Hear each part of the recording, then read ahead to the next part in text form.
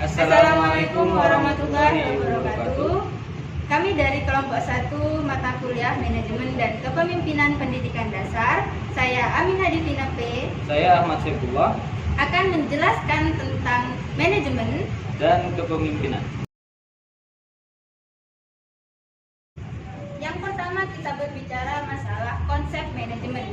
Manajemen secara filosofis dapat diartikan sebagai pemikiran tentang efektivitas suatu pemecahan masalah di dalam organisasi. Kemudian secara definisi, manajemen dapat diartikan sebagai suatu proses perencanaan, pengorganisasian, pengarahan, dan pengawasan yang dilakukan oleh seluruh anggota organisasi demi pencapaian tujuan bersama. Berdasarkan perkembangannya, teori manajemen berkembang berdasarkan 3 teori. Teori pertama yakni teori klasik, di mana teori klasik beranggapan bahwa manajemen dijalankan secara logis dan rasional yang dilakukan oleh struktur yang ada di dalam organisasi. Teori klasik dapat dicirikan menjadi 6 ciri. Ciri yang pertama yaitu spesialisasi wewenang. Teori kedua yaitu hubungan bersifat impersonal. Ciri yang ketiga yaitu hierarki wewenang. Ciri yang keempat yaitu administrasi bersifat dokumen tertulis. Ciri yang kelima yaitu keahlian merupakan faktor terpenting diterimanya suatu individu di dalam suatu organisasi. Sedangkan ciri keenam yaitu setiap tindakan anggota organisasi harus memberikan kontribusi yang besar bagi organisasi. Teori kedua yaitu neoklasik. Teori neoklasik berkembang karena manajer mengalami kesulitan dalam mengarahkan orang lain untuk menuruti suatu wewenang yang bersifat formal. Sehingga teori neoklasik ini memandang bahwa hal terpenting di dalam organisasi adalah hubungan sosial, baik dengan antar pemimpin dengan anggotanya atau anggota dengan anggota. Keberhasilan pelaksanaan manajemen dalam neoklasik ini haruslah memperhatikan kebutuhan sosial anggotanya serta aktualisasi diri anggotanya. Teori yang ketiga yakni teori manajemen modern, di mana dalam pelaksanaannya manajemen harus dilakukan secara terpadu. Prinsip kerja teori manajemen modern yang pertama yaitu adanya keterbukaan kerja, di mana setiap program kerja harus dicapai secara bersama-sama dan berkesinambungan. Prinsip yang kedua yaitu organisasi harus mencapai prestasi yang maksimum atau optimasi. Prinsip yang ketiga yaitu tujuan bersifat multidimensional atau beragam. Prinsip yang keempat yaitu semua anggota bekerja secara berkesinambungan secara harmonis.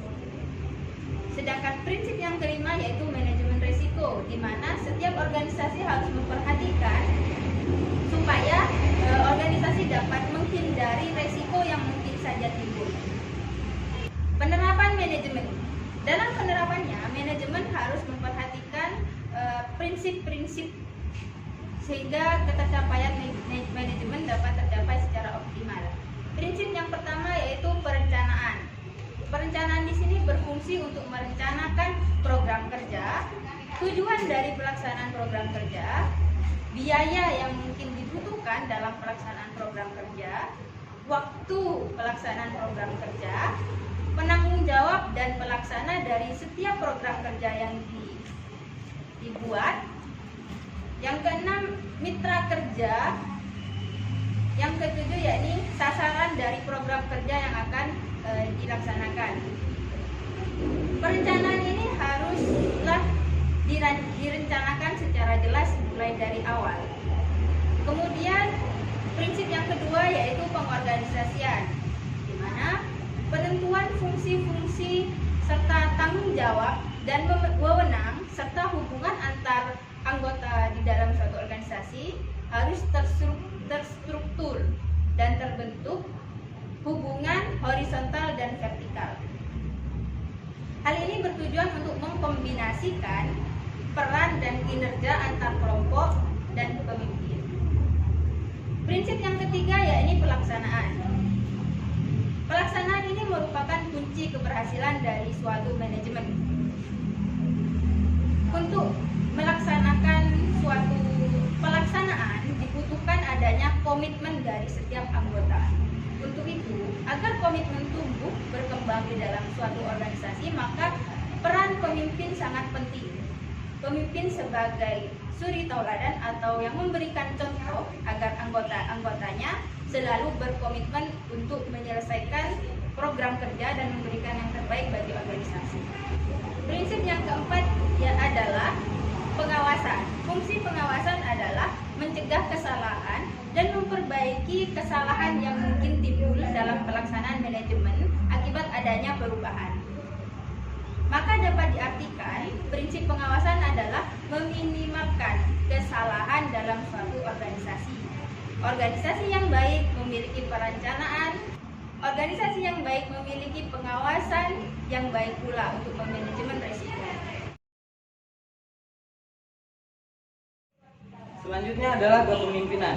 Kepemimpinan adalah memberikan pengaruh terhadap orang lain untuk melakukan tugas-tugasnya agar suatu organisasi itu mencapai sebuah tujuan.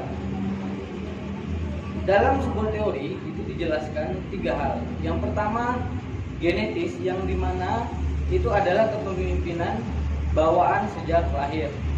Selanjutnya adalah sosial, yang dimana kepemimpinan itu dapat dilatih, dikembangkan, bahkan melalui sebuah pengalaman.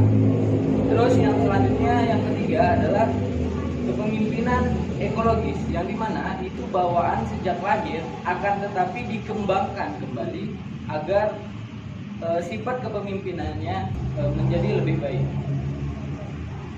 Selanjutnya adalah penerapan kepemimpinan. Penerapan dalam kepemimpinan mendorong anggotanya untuk melaksanakan program kerja yang telah direncanakan. Ada 5 fungsi kepemimpinan.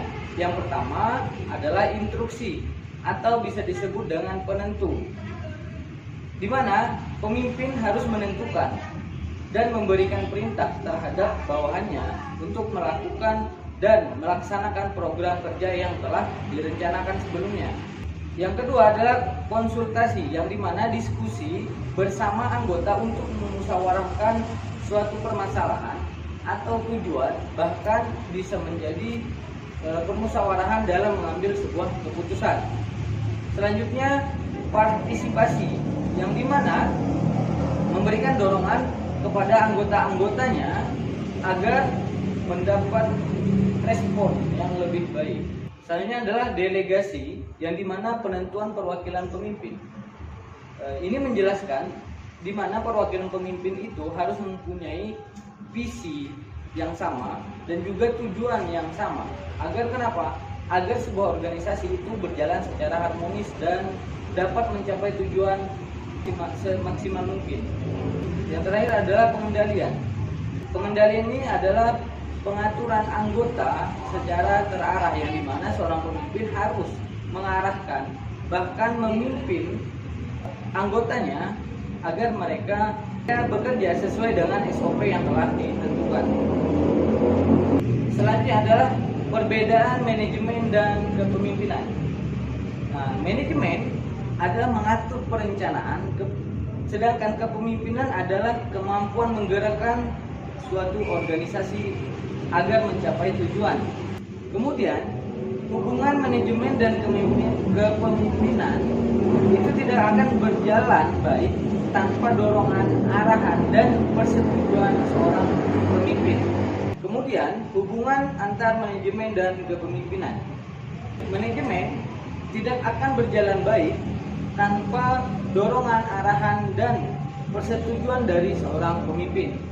Jadi, kesimpulannya adalah manajemen dan kepemimpinan itu harus berjalan sejajar dan berkesinambungan untuk mencapai sebuah tujuan organisasi.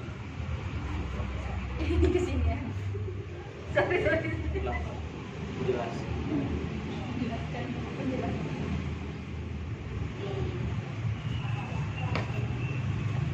Udah lah.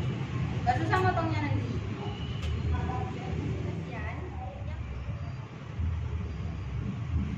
Sisik belum. besar.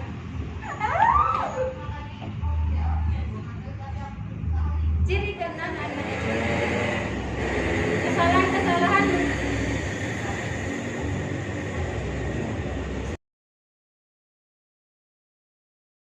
baik memiliki perencanaan. Jangan Pak, belum. Orang lain.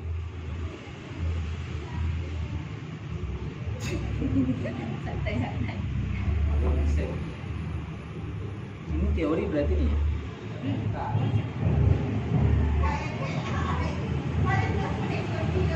Selanjutnya